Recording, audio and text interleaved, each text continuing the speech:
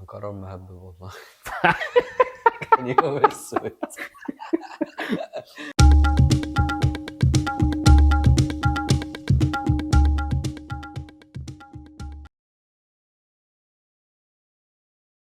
حاسك عملت مصيبة. عملت ايه؟ في يوم انا بحب اعمل اكل ساعات، بس غير بقى موضوع الستيك وشوي وكده. بحب اعمل صوصز، فالصوص اوكي. فيه بهدله كتير وحاجات بتدلق وكلام من ده. فعملت الاكل، كانت مراتي مش موجوده في البيت، فاستغليت الموضوع، دخلت بقى احتليت المطبخ. ما يتاكلش. لا، الاكل كان حلو بصراحه. اوكي. يعني لما بيبقى في مزاج كده وبعمل حاجه ببقى عايز اطلع تيست معين، بتبسط بده وبعمله يعني. فين الكاتش؟ ان المطبخ ضرب يعني اللي هو ضرب، اللي هو عارف انت المطبخ يضرب متخيل. يقلب، اللي هو اه. المطبخ هيمشي، الافيه بتاع كل الامهات المصريه ده ما اعرفش هيمشي يروح فين. بس هو حرفيا ده اللي حصل، اوكي. ان كل حاجه اتبهدلت. الارضيه طبعا وقع عليها حاجات، في كذا حاجه بهدلتها عشان اعمل صوص مثلا، بدل ما اعمل في طاسه واحده بوظت انا كذا بستغرب حاجه. قوي موضوع الطبيخ والامهات ده، يعني تحس يعني الست المصريه بتخرج من المطبخ الحله بترجع مكانها لوحدها. تحس ان هم متفقين يعني اه اللي هو يعني ايه، كل خلاص. واحد يرجع عارف مكانه. انت بتروح تعرف كرسي هتقعد فين تاكل فين، وده هيقعد فين، ده يعمل ايه، وده كل فاهم، كل واحد عارف يعمل ايه، والحيله اللي عارفه هي بتعمل ايه، دي هتروح على الحوض، ده هيروح يغسل نفسه، ده هيرجع في المطبخيه. كل حاجه ترجع زي ما كانت جديده. ده هو ده حقيقي، ده حرفيا. يعني انا بشوف مثلا والدتي او مراتي او اي حد من الناس اللي انا اعرفهم بيطبخوا، ربنا يخليهم ستات لنا. بالذات يعني، لان هم اه. ستات شاطرين قوي في الموضوع ده. لا، هو كل حاجه معموله بقدر، يعني اللي هو مم. عارفين ايه حتى عارف لما في حاجه بتدلق، هم بيعرفوا يظبطوها يلموها بحيث انها يلموا الكارثه من غير ما يعملوا كوارث والفوطه ما اخرى. بتتوسخش برضه. سبحان الله، سحر تحس ان عارف هو اللي هو. عاملين سحر اسود في الحاجات بتاعتهم. بس ده يعني عارف اللي هو لما جيت فكرت بقى في الموضوع، يعني انا حاولت طبعا اداري الجريمه على قد ما قدرت، بس طبعا مراتي قفشتني برضه، ما اكيد اعرفش طبعا. بيعرفوا ازاي. سألت بس الحلل. ممكن والله ممكن. بس لما تيجي انت عارف انا بحب امبلمنت الحاجات او اطبق الحاجات في الحياه والشغل، وفي الشغل في الحاجات. انا تقريبا فاللي هو حاسس عارف انت هترمي على ايه. اه. كمل. ما اعرفش، بس هو مم. اعتقد انت اللي هي الاوبريشن في البيزنس، اللي هو عارف انت المبدأ، اللي هو احنا هنعمل الطبخه ولا المطبخ، يعني اه. احنا هنعمل الحاجه اللي هناكلها، اللي هو البيزنس، اللي هو المنتج بقى اللي هنبيعه، ولا المطبخ بقى اللي هي الاوبريشن بتاعت الشركه نفسها هتمشي فاهم قصدي. ازاي. فده تشالنج كبير، وبشوف ان في ناس كتير بتغفل عنه، اللي هو عارف كتير من الناس عندها افكار عظيمه جدا، مم. بغض النظر بقى انها فاليد او لا، بس هو عنده فكره كويسه جدا، فيها بوتنشال رائع. ممكن يبقى عنده شويه تفاصيل ان هو عايز يبنيها ازاي، او يطلع الفكره. بس هو في ناس كتير اللي هو بقى فكره ان 95% من البيزنسز بتفشل، مش عشان الافكار وحشه، ولكن الفشل بيكون في الاوبريشن بتاع البيزنس. هو عمل الفكره وطلع الام في بي بتاعها، او المينيمم فايبل برودكت، او السامبل حتى منها، ولكن هو بقى يسستين الاوبريشن، وان البيزنس يشتغل كيونت متكامله كشغل وكشركه. ده اللي ناس كتير بتقع فيه. ده حقيقي. فعلى صعيد البيزنس اوبريشن وحجم الريسك اللي فيه، والحته دي انا بحبها كتير، بحب اخش في تفاصيل الاوبريشن عموما، واللي هو دي بقى هتتعمل ازاي وهتتنفذ ازاي، حتى لو مش هعملها بايدي، بس بحب ابقى عارف دي تتنفذ ازاي، مم. علشان نقدر نإليمينيت لو في مشكله متوقع انها تحصل، او لو في خبير محتاجين نجيبه نساله. مم. على الناحيه التانيه في السيلز بالذات، انا عارف بقى ان السيلز ده الجيم بتاعك، الاوبريشن بتاعت السيلز او السيلز اوبريشنز، انت شايفها ايه الريسكس اللي فيها، ايه الغلطات اللي احنا بنقع فيها، او اي فاوندر بيقع فيها، خصوصا التكنيكال فاوندرز. عارف الماركتير بص، الشاطر هيفتح شركه خلينا ماركتنج نقول وهكذا. انه غالبيه الفاوندرز اصلا جايين من تكنيكال باك جراوند.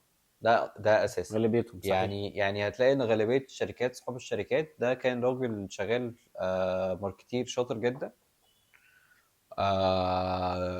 فهم الموضوع، فهم المطبخ ماشي ازاي، بقرر ان هو يفتح شركه بنفسه، او كان سوفت وير ديفلوبر، او كان مهندس، او ايا كان التخصص الباك جراوند بتاعته اتش ار يا سيدي، وقرر ان هو يعمل شركه كونسلتيشن، او قرر ان هو يعمل برودكت بيحل مشكله معينه شايفها.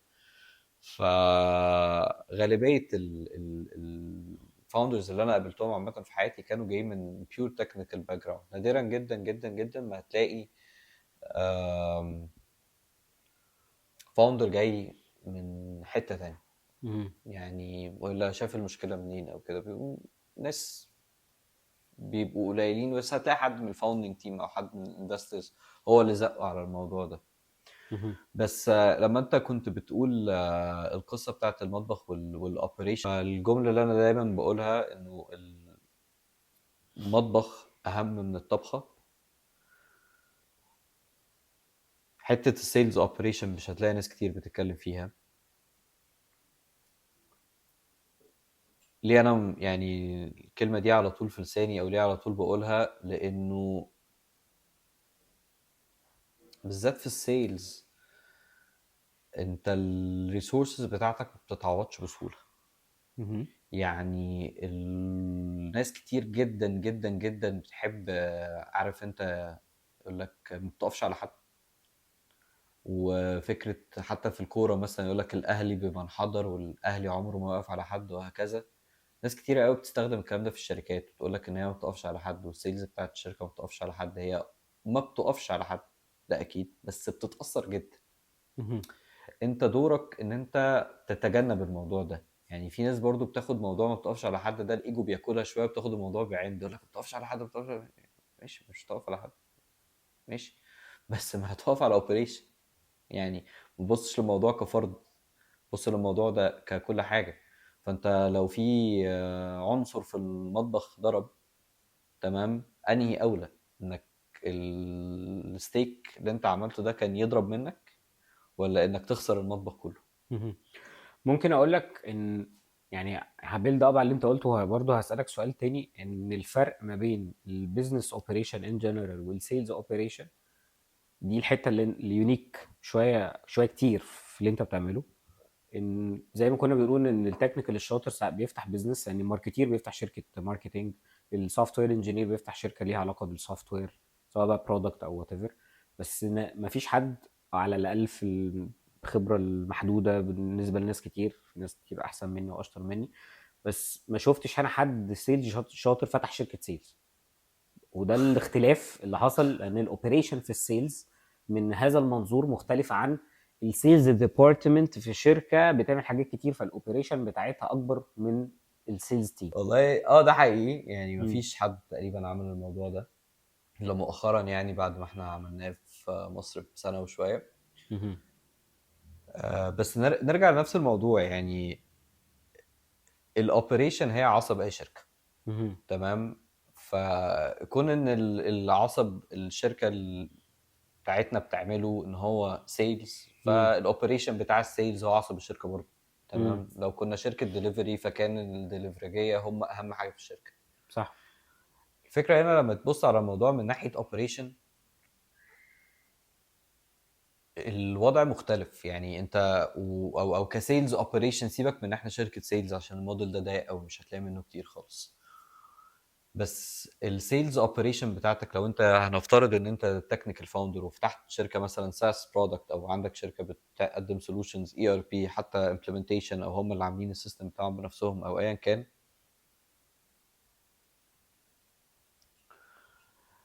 كلنا فاتحين بزنس عشان نبيع. واللي بيشتغل سيلز بيشتغل سيلز علشان يبيع. ف انت داخل المطبخ علشان تعمل اكل، والمطبخ ده موجود عشان تعمل فيه اكل. يا ريت نالاين كلنا مع بعض، تمام، ونرتب نفسنا علشان مفيش حاجه تضرب.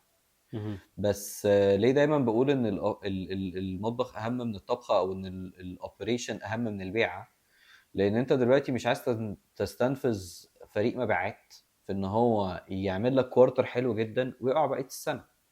زي ما انت مش عايز تخش تعمل ستيك تحفه بحته لحمه ب 300 جنيه ولا ب 200 جنيه ولا ايا كان الرقم، وتخسر المطبخ الله اعلم اتصرف فيه كام. يعني البوتاجاز دلوقتي بقى ب 40000 جنيه، ولا ما اعرفش وصل كام، يمكن بعد الفيديو ده ينزل يبقى ب 70000 الله اعلم. تمام. فهي دي الفكره، ان انت انك ازاي تسستين الاوبريشن بتاعتك من غير ما انت تحرق. يا سيدي تعالوا نفترض، والموضوع ده بيحصل كتير قوي في المطاعم، على موضوع المطبخ، مع ان عايز نطلع منه عشان الناس تقريبا تفتكرنا شفات يعني اللي هو. بس تعال نشوف اي بزنس. لو قررت فجأة ان انت تجري جدا مثلا في اوردرات، ما انت هتساكريفايس كواليتي. صح. فنظرتك للفريق المبيعات، انت لما هتحرقه في شغل وهتضغط عليه جدا، ما هو مش هيكمل معاك السنة. صح. هي دي ان يعني ده هدف من اهداف الاوبريشن في اي شركه، سواء بقى شركه سيلز او لا، او الاوبريشن بوجه عام او الاوبريشن في السيلز. من وجهه نظري ان هدف الاوبريشن ان احنا نقدم المنتج النهائي للعميل والمطبخ رايق، ان امم. احنا ما نكركبش الدنيا عندنا عشان نطلع حاجه. هو ده ممكن امم. يبقى في البدايه عشان بس بنتست وبنشوف، ولكن لما يبقى خلاص انت بتعرف تطلع منتج للعميل او الزبون اللي بيحتاجه منك، انت لازم تحافظ دايما ان المطبخ بتاعك يبقى رايق.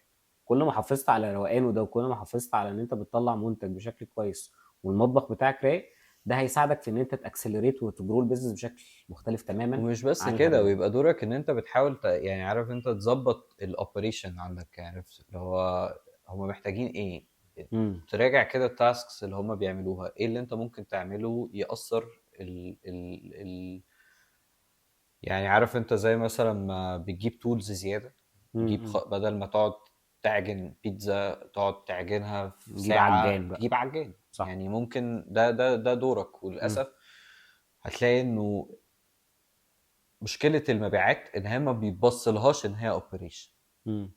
ما حدش بيبص ان لا ان ان في السيلز دي، بروسيس ان في واوبريشن. بروسيس وفي صح. مطبخ وفي ليله بتحصل، وانه في لا احنا ممكن نجيب تولز تسهل على الناس، واحنا امم. ممكن نتيح فرص اكتر تاثر السيل سايكل، بدل ما بتاخد 3 شهور او 6 شهور، لا لو في حاجات عملناها ممكن نقفل في شهرين. امم. طبعا مع اختلاف الصناعات او الحاجات اللي احنا بنبيعها، امم. بس دي بتبقى مشكله كبيره قوي.